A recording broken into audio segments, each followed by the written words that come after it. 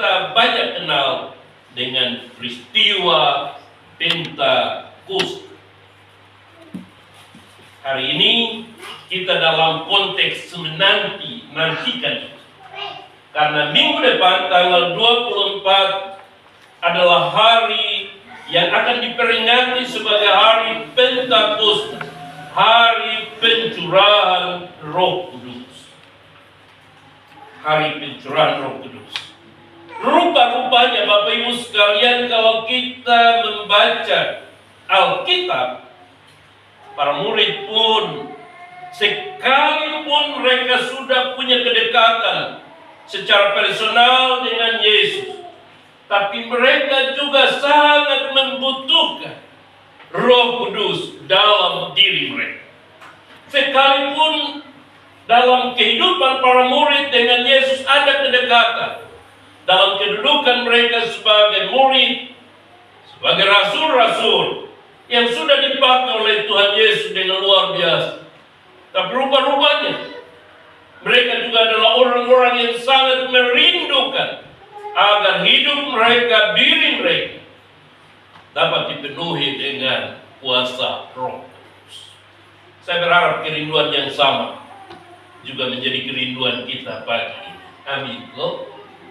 Kita mau, kita rindu supaya pada diri kita, dalam kedudukan kita sebagai orang Kristen, sebagai warga gereja, sebagai kaum-kaum beriman, hendaknya kita mau, kita rindu untuk hidup kita, diri kita senantiasa memperoleh kesempatan untuk mengalami pengurapan dari Roh Kudus, lawatan Roh Kudus turun atas kita.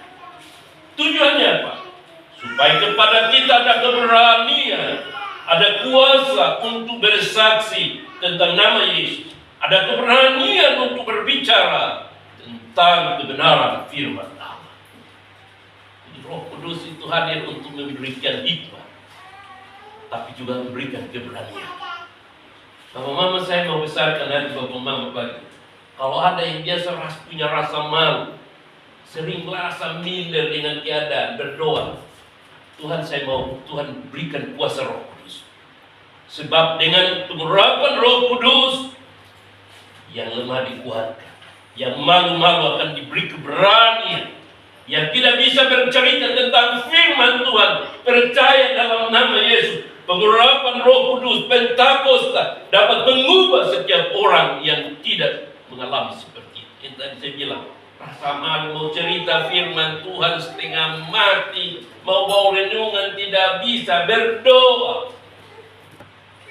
Karena pada saat Tuhan izinkan untuk kita mengalami lawatan pencurahan Roh Kudus, ada kuasa yang Tuhan beri, ada kemampuan yang Tuhan beri. Tuhan membawa kita untuk mengalami pengalaman-pengalaman yang baru bersama dengan pekerjaan Roh. Bapak Ibu sekalian, tema kita pagi ini adalah persekutuan yang memulihkan dan menanti dengan sehat. Persekutuan yang memulihkan dan menanti dengan sehat. Saya berharap ini mendorong untuk 1 minggu ke depan. Saya kalau membaca bagian ini dan saya waktu merenungkan untuk mengambil tema persekutuan yang memulihkan dan menanti dengan sehat ini, kalau saya ingat untuk gereja-gereja tertentu, ini saya cerita saja, untuk gereja-gereja tertentu setelah peristiwa kenaikan Yesus ke sorga, mereka akan tekun berdoa luar biasa, doa puasa.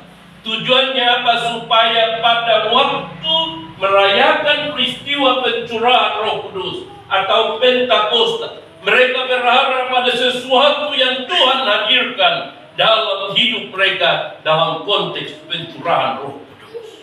Di gereja-gereja tertentu, saya pernah dalam gereja mengambil kayak sikap begitu. Saya pikir betul juga. Ada waktu khusus yang dipersiapkan secara pribadi masing-masing supaya peristiwa kita memperingati hari Pentakosta atau pencurahan Roh Kudus jangan menjadi sebuah peristiwa iman biasa, tapi hendaknya menjadi pengalaman pribadi dalam diri kita untuk mengalami lawatan curahan Roh Kudus bagi diri dan pribadi kita masing-masing. Jadi saya berharap minggu depan kita masing-masing pribadi ingin mengalami sesuatu hal dari peristiwa kita memperingati hari Pentakosta atau pencurahan Roh Kudus. Amin kok.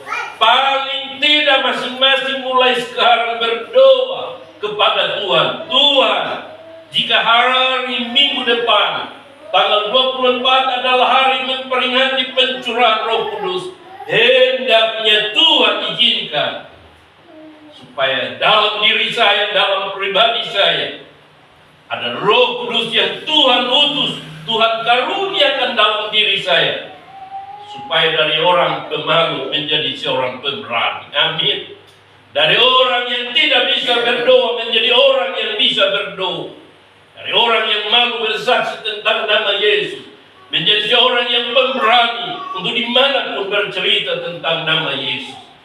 Berdoa supaya kepada kita yang tidak bisa merenungkan firman, dia bisa membuat renungan, supaya kita dipakai oleh Tuhan dalam pekerjaan Roh Kudus, membuat kita menjadi pribadi-pribadi yang siap dimanapun untuk berbicara tentang nama Tuhan melalui firman Tuhan. Amin kok. Ini harus demikian. Kenapa saya meyakini? Karena nanti baru kita akan renungkan pada minggu yang akan datang. Simon Petrus, seorang nelayan, tidak pernah sekolah Alkitab, tapi Alkitab bercerita pada waktu dia terima Roh Kudus, pada peristiwa pencurahan Roh Kudus itu terjadi, membuat seorang Petrus tampil menjadi orang yang hebat, orang yang dipakai oleh Tuhan dengan luar biasa. Dan Alkitab bercerita, dulu seorang Petrus adalah pengkhianat, penyangkal Yesus, menjadi seorang pemberani. Tapi ibu percaya, amin. Lalu kemudian bukan saja menjadi pribadi yang pemberani, Alkitab melapor dia menjadi seorang yang berkhotbah dengan luar biasa. Dan Alkitab menjelaskan, pada waktu dia berkhotbah, selesai berkhotbah, ada 3.000 orang yang menjadi percaya kepada Yesus Kristus Tuhan kita. Amin kok, hebat kok, kita juga demikian. Petrus paling tidak menjadi contoh kecil buat kita, bahwa kalau 2000 tahun yang lalu, ketika pencurahan Roh Kudus itu, Petrus dan kawan-kawan mengalami pemulihan dan pengurapan itu, hendaknya saya dan Bapak Ibu sekalian juga dipersiapkan untuk mengalami hal yang sama. Karena itu Bapak Ibu sekalian, pada perenungan kita pada pagi, saya mencatat ada 2 hal harus dimulai dengan sebuah persekutuan untuk mengalami pemulihan dari Tuhan. Persekutuan yang memulihkan. Kenapa perlu pemulihan melalui persekutuan? Oleh karena dalam teks firman Tuhan ini diberitakan, para murid-murid baru saja kembali dari Bukit Zaitun setelah menyaksikan peristiwa Yesus naik ke mana? Ke surga. Minggu lalu hari Kamis, saya sudah sampaikan, bagi para murid, Yesus kembali ke surga, ini kehilangan.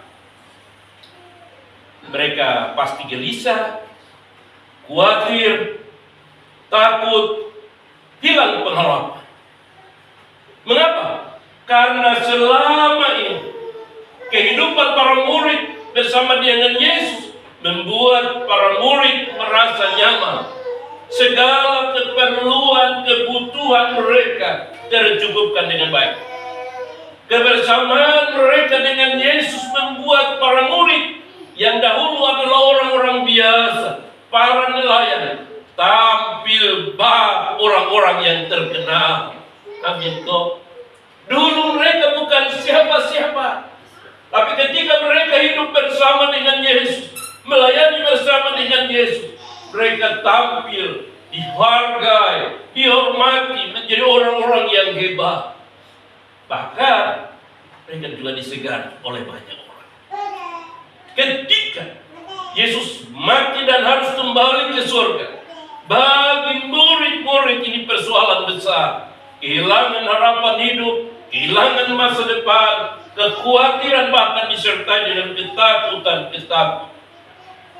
Tapi firman Tuhan dalam ibadah kenaikan Yesus, Alkitab menghibur kita lewat para malaikat. Malaikatnya menegur para murid-murid yang sedang memandang ke langit waktu menyaksikan Yesus naik ke surga. Para malaikat itu kemudian berkata bahwa apa yang mereka lihat, nantinya Yesus akan datang kembali dengan cara yang sama untuk menjemput umat kepunyaan. Bapak Ibu sekalian yang diberkati Tuhan, setelah mereka menyaksikan atau menjadi saksi mata dari peristiwa kenaikan Yesus ke surga itu, Alkitab bercerita kepada kita, maka kembalilah rasul-rasul itu ke Yerusalem dari bukit yang disebut Zaitun, yang hanya seperjalanan sahabat jauhnya dari Yerusalem. Mereka kembali kota Yerusalem. Apa yang mereka lakukan di sana? Setelah peristiwa kenaikan Yesus Kristus, ayat yang ke-14, mereka semua bertekun dengan sehati dalam doa bersama-sama.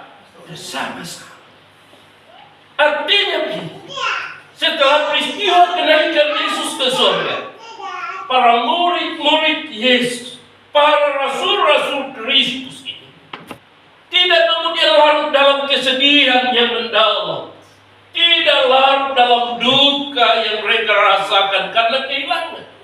Sebaliknya, kondisi ketakutan, kekhawatiran, kehilangan harapan itu menyatukan mereka dalam satu keputusan, hidup bersama dalam sebuah rumah yang sama, lalu mereka merapatkan barisan dengan hidup dalam persekutuan dengan Tuhan.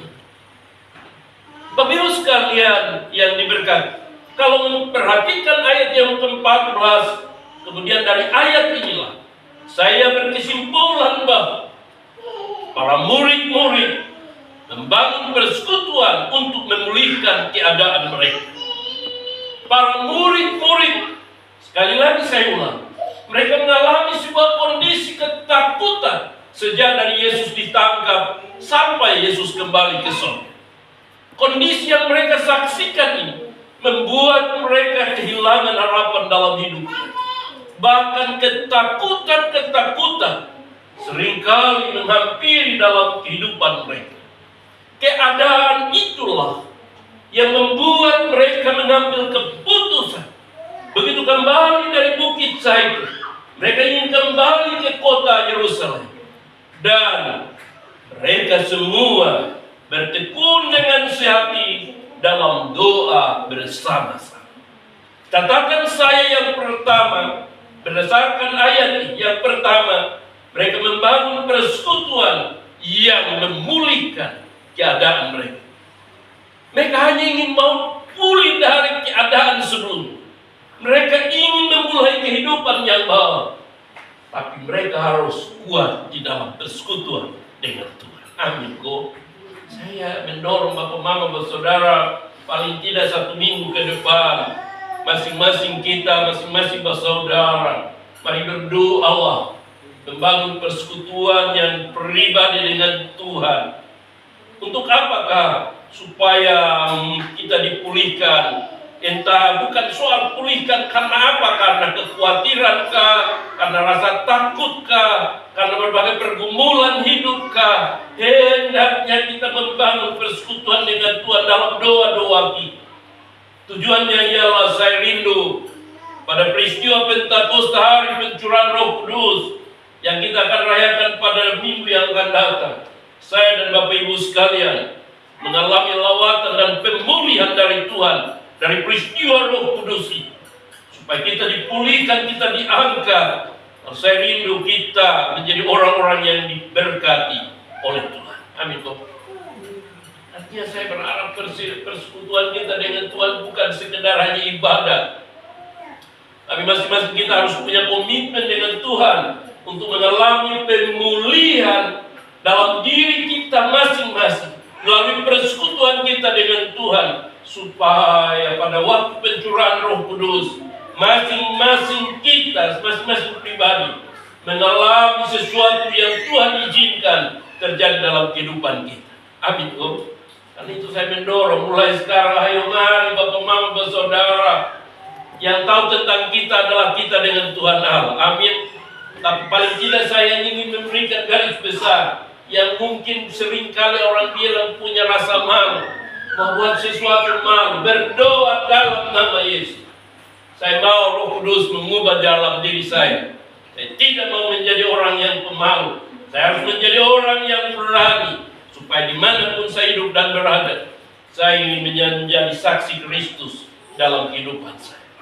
Mungkin di antara Bapak Mama, khusus anak-anak yang mungkin mau belajar setengah mati, berdoa dalam nama Yesus. Roh Kudus urapi hati dan pikiran saya, supaya ketika saya mau baca kitab atau baca buku pengetahuan, saya diberikan kuasa Roh Kudus. Amin. Anak-anak, Bapak Mama juga demikian. Yang pemalas baca kita berdoa dalam nama Yesus. Roh Kudus urapi hati dan pikiran saya, supaya saya menjadi orang yang setia dan rajin untuk membaca firman. Roh Kudus yang memampukan saya untuk memahami, mengerti firman, supaya di mana dan kemanapun saya berada, saya menjadi pemberita firman. Amin. Bapak Ibu sekalian, saya pernah bersaksi bahwa saya juga dulu orang pemalu. Saya lahir dari kampung, saya paling pemalu. Saya punya pengalaman dulu, saya paling, kalau lihat perempuan, apalagi perempuan cantik pada masa itu, saya sembunyi. Karena saya orang kampung, saya kayak punya rasa malu yang begitu besar. Sampai pada suatu kali kemudian saya berdoa, ada hamba Tuhan yang berdoakan, lalu terjadi perubahan dalam hidup. Menjadi kayak tidak pemberani amat, tapi ada sedikit berani. Kedua, saya punya pengalaman tentang berkhotbah seperti ini. Kalau hari ini saya mungkin berbicara, Bapak Mama pikir, wah ini saya terlalu pintar. Tidak. Saya juga seperti Bapak Mama, bersaudara yang terkasih. Pertama kali saya bawa firman Tuhan, keringat besar-besar. Gemetar juga. Saya cerita ini kisahnya. Gemetar juga waktu saya bawa firman Tuhan di depan banyak orang. Tapi kemudian oleh anugerah Tuhan, ada hamba Tuhan, ada dua pendeta yang kemudian berdoa, menumpangkan tangan kepada saya. Sejak saat itu, saya menjadi mudah untuk bisa bicara tentang firman Tuhan di banyak kalangan, baik di orang-orang besar, para pejabat, maupun di kalangan-kalangan yang kecil. Kenapa? Karena saya percaya ada Roh Kudus yang Tuhan karuniakan. Karena itu Bapak Mama Saudara, menjelang hari kenaikan bangkit, hari pencurahan Roh Kudus, hendaknya kita sepakat seperti para murid-murid menanti-nantikan itu. Tapi bagaimana supaya kita pada waktunya dapat menanti dan mengalami pencurahan Roh Kudus dalam diri kita? Hendaknya yang pertama membangun relasi yang baik melalui persekutuan yang memulih. Orang bilang harus bangun persekutuan supaya diri kita dipulihkan oleh Tuhan. Dengan berdoa, dengan memuji menyembah kepada Tuhan, kita rindu supaya hidup kita dipulihkan oleh Tuhan, supaya kisah tentang Pentakosta menjadi bagian yang tak terpisahkan dalam diri kita sebagai warga gereja, sebagai orang-orang Kristen, tapi juga sebagai kaum beriman. Rujukannya adalah belajar dari para murid Yesus. Mereka menanti, sekalipun mereka punya kelemahan dan kekurangan, sekalipun Petrus pernah gagal menyangkal Yesus, tapi mereka menjadi saksi dari peristiwa kenaikan Yesus, menghantar mereka kepada persekutuan untuk memulihkan hidup mereka. bersama dengan Kristus. Mereka bukan orang hebat, tapi mereka menyadari keadaan mereka, lalu sadar dengan kondisi. Mereka menyatukan diri dalam persekutuan dengan Tuhan. Amin kok. Alkitab bilang kepada kita, mereka semua bertekun dengan yakin dalam doa bersama. Mereka apa bertekun? Kalau tekun itu artinya apa, Bapak Mama? Segala sesuatu yang dilakukan terus menerus. Itu namanya tekun. Jadi termasuk kita juga sekarang banyak orang tekun main media sosial.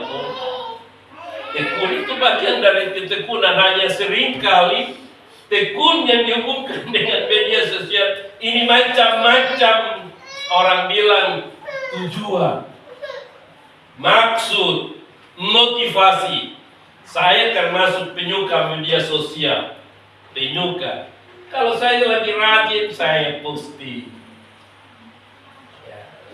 Saya posting. Tapi kalau saya pemalas, bagi-bagi yang super nasa. Begitu. Tapi ada yang lebih rajin. Tidak apa-apa. Ini bagian dari upaya ketekunan itu. Tapi Alkitab ingin mengajar buat kita sekalian. Belajarlah dari para murid-murid Rasul Kristus. Dalam rangka menanti-nantikan pencurahan Roh Kudus atau Pentakosta, mereka menyatukan diri dalam persekutuan dengan tekun. Mereka membangun relasi yang baik dengan Tuhannya. Tujuannya sederhana, supaya kelak ketika Pentakosta itu terjadi, mereka ingin mengalami sebuah pemulihan dari Tuhan. Amin kok.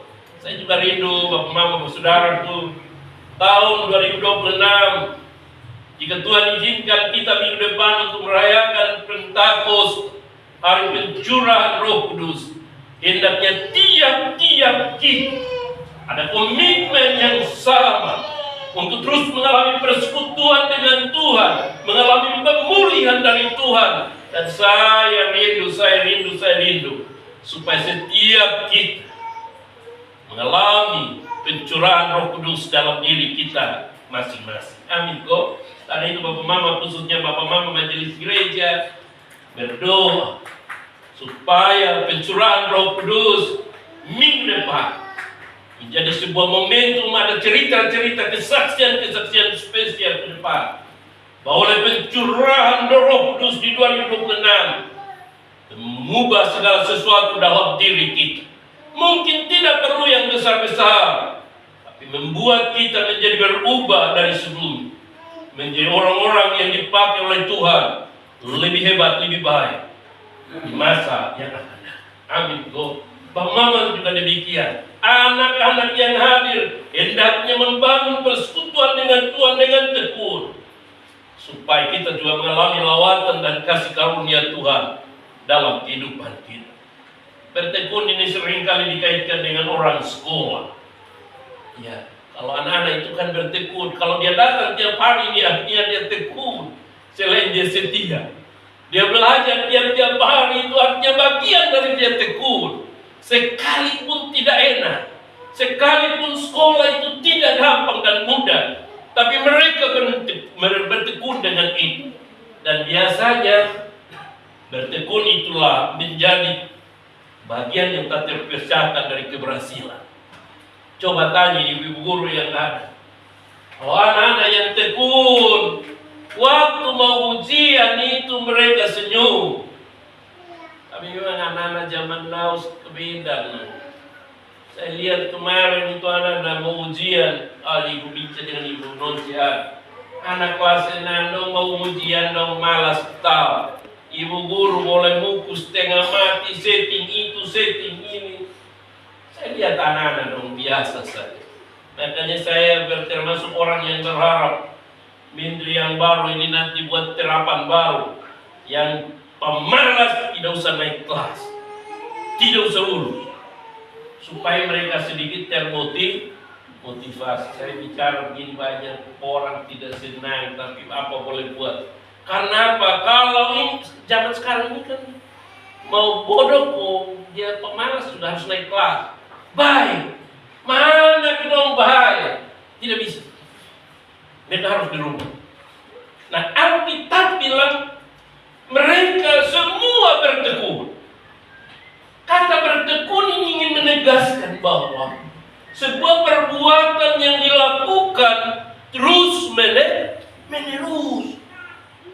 Persekutuan yang ingin memulihkan mereka ini, mereka lakukan dengan terus menerus.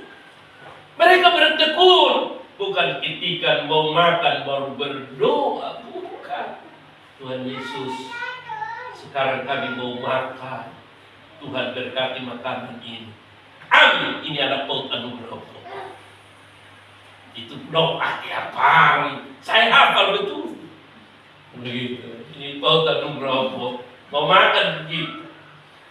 Ya memang bertekun juga, tapi maknanya tidak pernah berubah. Jadi Tuhan Yesus tidak pernah berubah. Doa juga tidak pernah berubah. Dari dahulu sampai sekarang. Harus ada yang berubah dalam diri kita. Amin. Belajar dari para murid tadi. Dahulu mereka nelayan, dahulu mereka orang biasa, dahulu mereka adalah orang-orang orang bilang penakut memang. Tapi ketika mereka menanti dalam ketekunan membangun persekutuan untuk mengalami pemulihan dalam diri mereka, membawa mereka kepada sebuah perubahan-perubahan yang kecil, sehingga mengubah jalan hidup mereka, diperlengkapi lagi dengan pencurahan Roh Kudus. Sehingga yang tadi saya sampaikan, dahulu Petrus adalah orang penyangkal karena rasa takut. Dia pakai oleh Tuhan dengan luar biasa. Dahulu Petrus adalah orang-orang yang tidak sekolah, tapi dipakai oleh Tuhan karena pekerjaan Roh Kudus. Sehingga dia berkhotbah, orang banyak menjadi bertobat. Amin. Luar biasa. Jadi artinya apa motivasi saya berkhotbah hari ini? Saya rindu, saya berdoa, saya berharap peristiwa Pentakosta tahun 2026 hendaknya membawa sebuah pemulihan kecil dalam diri kita masing-masing, menjadi orang-orang Kristen yang luar biasa, yang dipakai oleh Tuhan untuk menjadi berkah dimanapun kita berada. Kedua, bahwa tema persekutuan yang memulihkan, mereka menanti dengan sehat. Selain membangun persekutuan dengan tekun, tapi Alkitab berkata bahwa mereka ada dalam kesehatian. Mereka menanti dengan sehat. Kalau saya suka dengan tagline-nya Honda tagline-nya apa tuh? Dia punya moto lah. Papa Immanuel, ingat tagline? Satu hati. Tapi lebih keren. Saya mau yang lebih keren bahasa Inggrisnya. One heart. One apa? Kita bangga latih lidah dulu. One. Yang kuat. Mama. One. Ibu malin dia. Yang saya mau yang di sebelah. One. Senada mau jawab. Mama dong. Coba. One. Kayak namanya lah. Ini kalau latih lidah. Makan sirip pinang, enak loh. Berat. Saya juga suka makan sirip pinang. Kalau sering makan, lidah agak berat. Lidah berat. One heart. Saya suka dengan tagline ini. Dalam balapan hampir di seluruh dunia, Honda akan menggunakan tagline ini. Termasuk ada yang punya motor Honda di sini, artinya kita satu hati. One heart. Ada kesepakatan yang sama. Jadi suka tidak suka, ya sebenarnya Honda punya kemauan adalah begitu kita ada di atas Honda, di atas sepeda motor Honda, artinya kita menjadi satu hati. Amin. Itu kan kerinduan. Beda dengan Yamaha. Saya kebetulan penyuka Yamaha, semakin di depan. Keren dong? Mana lebih keren? One heart atau semakin di depan? Semakin di depan. Tapi jalan pasti kita baik untuk. Tapi maksud saya ini, Alkitab menegaskan kepada kita, mereka semua bertekun dengan satu. Buat apa? Dalam proses menanti-nantikan peristiwa pencurahan Roh Kudus itu, mereka membangun persekutuan dengan sehat. Sehati tidak perlu seragam, Bapak Mama. Hari ini sengaja kita mau pakai etnis sabu. Saya senang. Ada yang pakai sabu. Ini orang timur kalau pakai sabu juga keren abis. Serius, apalagi orang minggu depan kita pakai etnis Nusantara. Saya pikir-pikir minggu terakhir ini, karena saya belum lihat ada yang belum pernah pakai. Yang orang timur pakai, yang orang luar pakai. Saya berpikir minggu depan saya mau pakai dasar. Pakai. Saya berpikir, kapan lagi kita bisa promosikan kita budaya kalau bukan sekarang. Dan tidak perlu harus melalui pemerintah. Lewat gereja kita bisa lakukan. Sebagai bukti bahwa kita sehat. Hari ini orang sabu ada berapa pak? Orang timur orang sepak. Nah ini orang timur satu, orang dua, orang timur dua di sini. Orang timur tiga. Bapak Stef ada bagian sabu. Minggu depan dia bawa orang pakai. Saya berharap tidak, maksud saya begini. Hendaknya kita membangun kebersamaan di dalam kesehatan. Sehati sekali lagi bukan berarti sama. Sehati tidak berarti kita satu jalan. Kita boleh berbeda jalan, pikiran kita boleh berbeda-beda. Tapi hendaknya ada kesehatian dalam diri kita. Dalam sebuah misi yang besar. Misi kita apa? Dalam konteks NTT, dalam konteks budaya. Kita juga mau untuk tampil, menceritakan kepada orang lain bahwa kita juga menghargai budaya di antara kita. Amin. Terima kasih untuk teman-teman Bapak Ibu Majelis. Kemarin timur pakai timur. Bagus. Termasuk Ibu Mary Fouts. Ini orang timur satu juga apa kabar? Roadnya dia jalan. Orang timur apalagi begitu ya. Hari ini sama lagi. Bagus. Minggu depan rumah. Kita rubah. Yang penting boleh berbeda tapi sehati karena Kristus. Amin. Alkitab berkata dalam bacaan mereka semua bertekun dengan sehat. Tubuh mereka pasti berbeda, latar belakang mereka berbeda, tapi mereka demi menanti-nantikan pencurahan Roh Kudus, mereka harus bertekun dalam sehat. Bapak Ibu sekalian, berbicara tentang sehat, saya mau sampaikan dalam dunia sekarang, perkembangan teknologi, berbagai kemajuan, orang semakin hari semakin pintar, semakin berkembang dan seterusnya. Tapi bahwa kita dalam panggilan sebagai warga gereja, sebagai kaum beriman dan orang-orang Kristen, hendaknya kita terus membangun kesehatan di antara kita.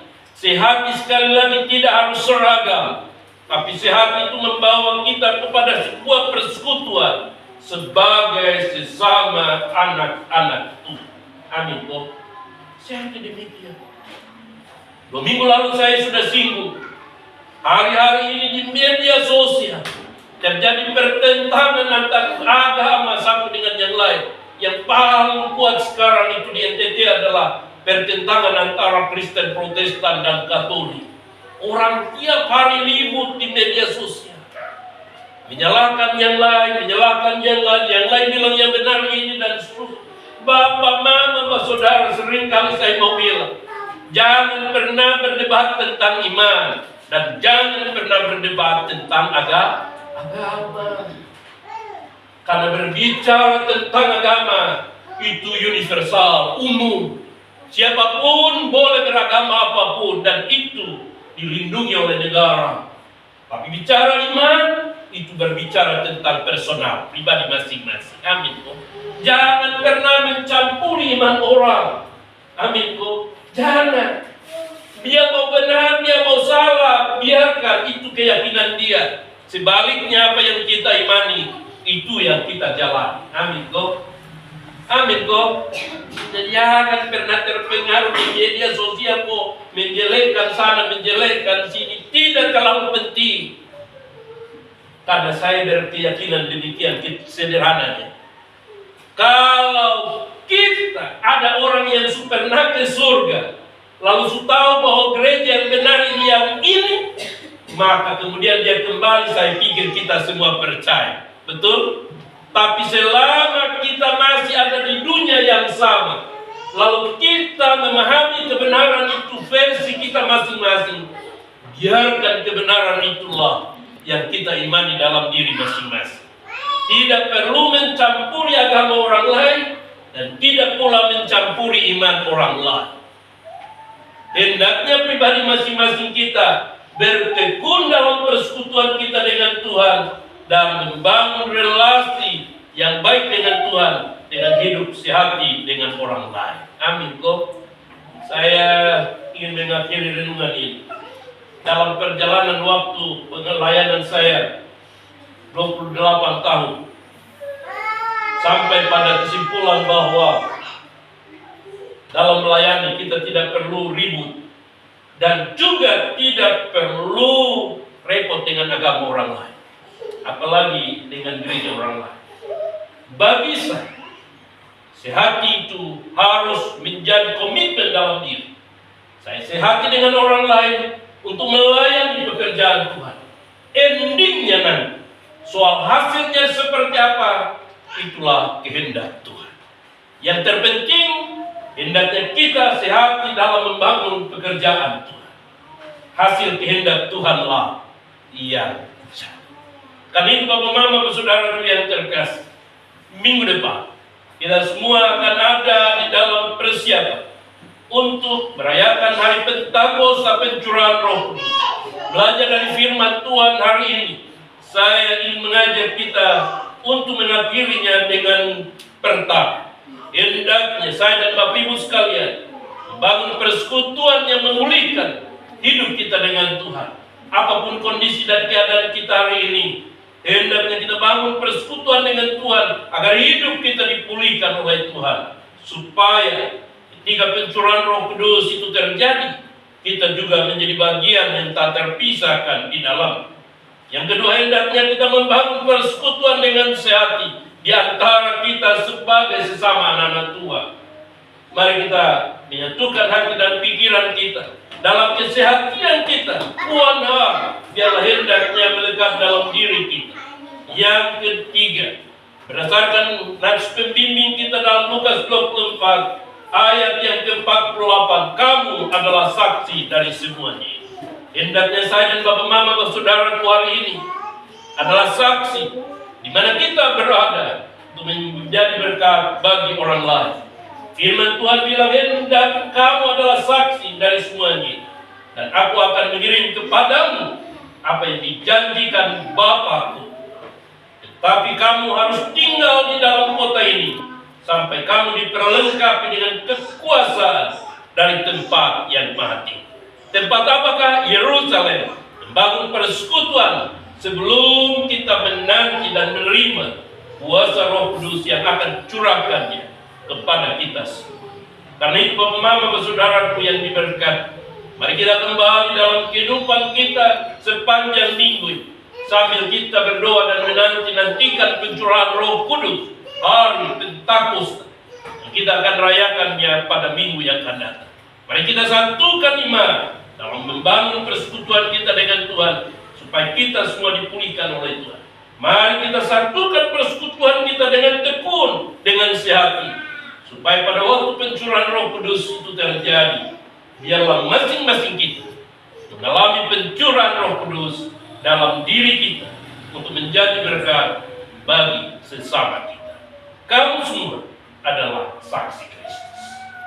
Tuhan memberkati kita semua dengan firman.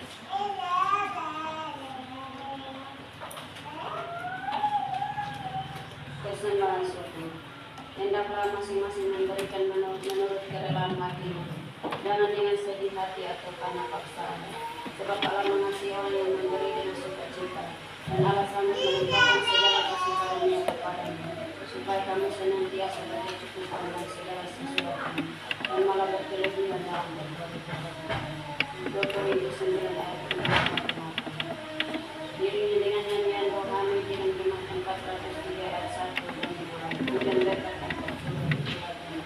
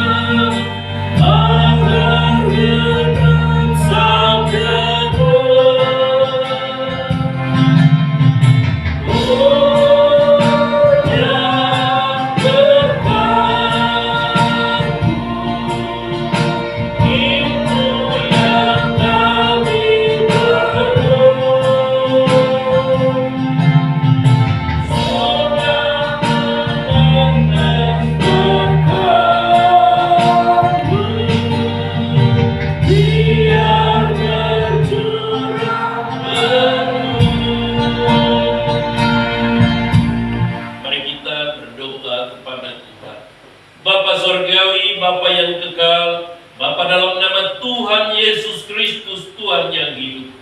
Kepadamu ya Tuhan, pada pagi hari ini, kami datang menghampiri Dikau.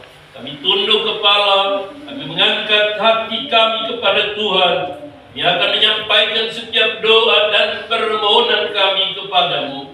Dan kami memohon kepadamu ya Tuhan Yesus, Bapa di sorga, kiranya Tuhan berkenan untuk mendengarkan setiap doa dan permohonan yang kami sampaikannya kepadamu pagi ini. Tuhan Yesus, Bapa di sorga, pada pagi hari ini kami bersyukur kepadamu untuk kesempatan di mana kami boleh beribadah kepada Tuhan. Kami boleh berjumpa dengan Tuhan dalam persekutuan kami dengan Tuhan pagi ini.